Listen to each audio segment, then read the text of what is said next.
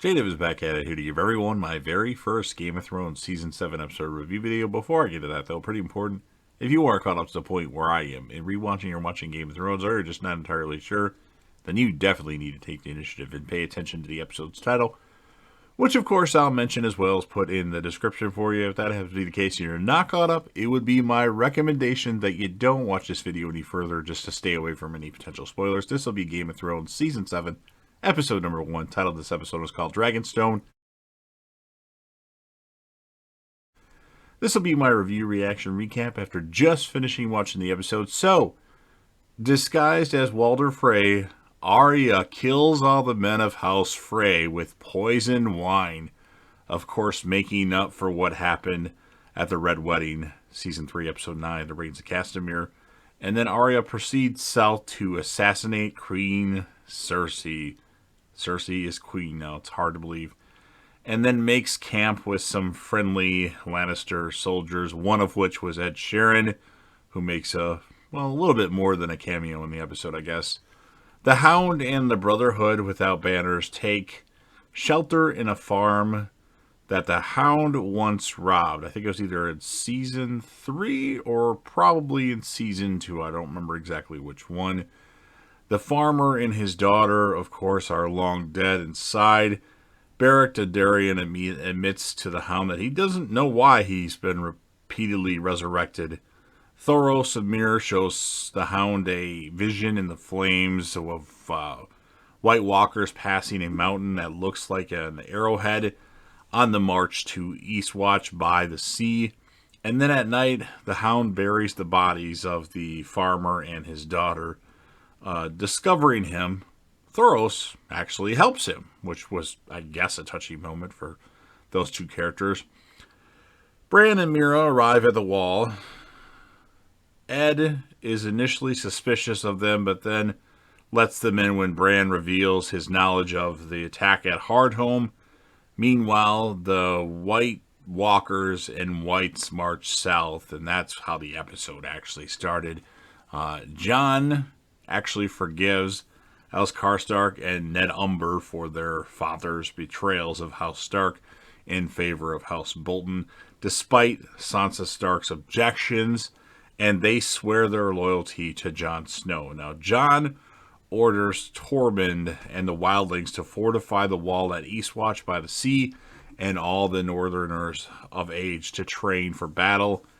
In private, Jon is frustrated that Sansa questioned his actions, but Sansa tells him that she doesn't want Jon to repeat the same mistakes for which Ned and Robb Stark died for. And then a message from Cersei orders Jon to swear loyalty to her, and Jon believes her army poses no threat to them during the winter, but Sansa refuses to underestimate Cersei, as she learned a lot from Cersei and kind of, I think, wants to be Cersei. Spoiler alert, possibly, for maybe a final season of Game of Thrones. Sansa rejects Littlefinger's attempts to integrate himself with her. She tells Brienne of Tarth, however, that she can't dismiss him outright because they need the Vale's military support. If they wouldn't have shown up for the Battle of the Bastards, they would have lost and all probably would have been dead. Cersei learns that Daenerys Targaryen will soon return to Westeros and realizes she and Jaime have very few allies. Euron Greyjoy does arrive in King's Landing, offering Cersei an alliance and marriage. Cersei accepts the alliance, but it rejects Euron's because, well, he is untrustworthy. But Euron promises to win her over with a priceless gift. And then Archmaester Ambrose, who we meet, denies Sam access to the Citadel's library, the library's restricted area specifically. And then Ambrose believes that in the White Walkers, but trusts the wall will halt their march. And then Sam sneaks in at night and steals a few books.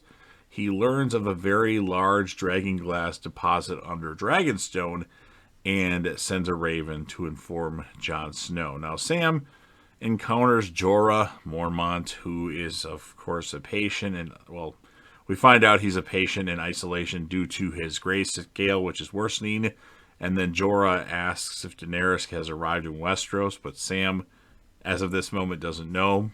And then finally, at the end of the episode, Daenerys and her fleet arrive at Dragonstone after she and her advisors enter the castle. She sees the throne her ancestors built, enters the war room with Tyrion and asks, "Shall we begin?"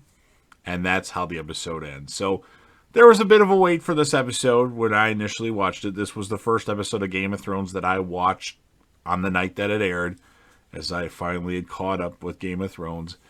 And I was a little disappointed with this episode. It has its moments, but I was expecting big things, especially after the last two episodes of Season 6, the Battle of the Bastards and the Winds of Winter. And I thought we didn't quite get what I was hoping for. My opinion, as far as the score of the episode, there's a couple things that I liked. I liked the start with Walder Frey, or Arya as Walder Frey. That was cool. And I like the stuff with the Hound, but Daenerys taking too long, and they finally end the episode with her getting to Dragonstone and that should have happened at the beginning. And then you start with the White Walkers and all that, but you don't see them for the rest of the episode. Like, that should have been the big thing. Winter's here. Let's get on with this shit. Let's not prolong it any longer. So I'm going to give the episode a 7.8 out of 10. Which I think most people would probably score it an 8.5 out of 10 or higher. It's just my opinion. If you disagree with me, well, you came to the right place. Make sure you leave a comment. As far as the character of the episode, thought about giving it to Arya, but I'm going to give it to the Hound because he had some good development here. It showed that he cared and he felt bad and he felt remorse about, stealing from the farmer and his daughter, at least from what I gather. So you've heard what I have to say. Like I'd mentioned just a second ago, it's your turn.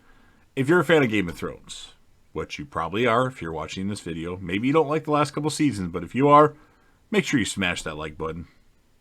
If you know anybody that would be interested in this, go ahead and share it.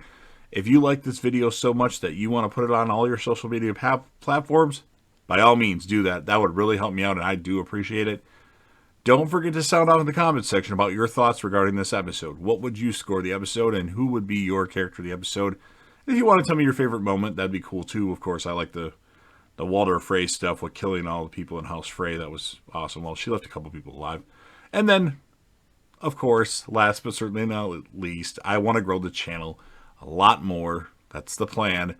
I would like to make this a full-time job, but I need your support. So don't forget to hit that sub button, subscribe to the channel, join the team, show your damn support, and be a part of something special. And JDev will return.